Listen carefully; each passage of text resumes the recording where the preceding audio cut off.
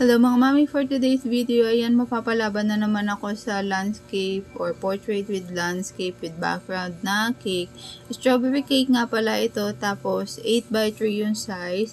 Pero pinasobrahan ko to, bali yung butter na ginamit ko ay 8x4 kasi nga yung tabas kukut-kutin namin mag-ina, kaya gusto ko talaga yung strawberry cake. Pero yung size ng pinaka-bread pa din ito, nasa 3.5, kaya medyo mataas pa din kung mapapansin ninyo. So, ito na nga, inuna kong ilagay yung design dito sa gilid. So, parang landscape din lang yan siya. Mabilis lang naman siyang gawin kapag sa gilid na ganyan. Then, saka ko sisimulan yung drawing sa taas.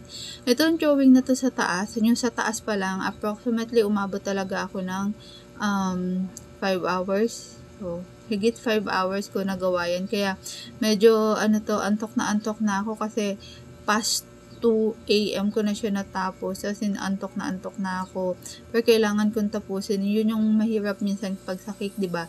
Pag nagdo-drawing ka, no choice ka kundi tapusin mo, hindi mo siya totally pwedeng ipagpabukas pa kung bukas na yung delivery niya. Unlike kapag nagpipaint ka ng sa paint lang, na regular lang, pwede mo ipahinga. Dito, as in parang mawawala ka na sa wisyo mo pagdating sa dulo, kay pagod ka na, diba?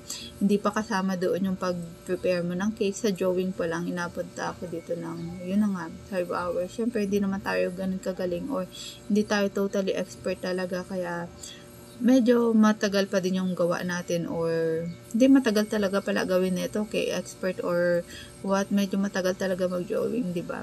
Tapos yun na nga, palette knife lang yung ginamit ko pang drawing. Kapag sa mga ganitong landscape or may tao nga pala, inuuna kong ilagay yung background. Tapos, kung mapapansin ninyo, ang unang ilalagay ninyo yung pinakamalayong part ng drawing. Like, for example, ayan, shadow, tapos yung sky, tapos sumunod yung sa mountain. Kumbaga, nag-overlap kasi yung drawing, kaya dapat iuna nyo yung malayo. Yun lang yung sa idea ko, ha.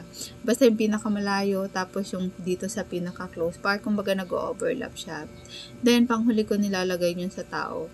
Hindi ko na basta pinakita lahat ng paggawa ko nito kasi nga, ubos na yung phone storage ko. Tapos, minsan istorbo din yung pag-video, lalo pag sa mga ganitong cake art talaga. So, medyo hassle pag mag-on and off ka ng video. Kaya yan. So, tinapos ko na. Ito yung sa road na part. Pinakahuli ko nilagay kasi yan yung pinakaunahan na part ng drawing.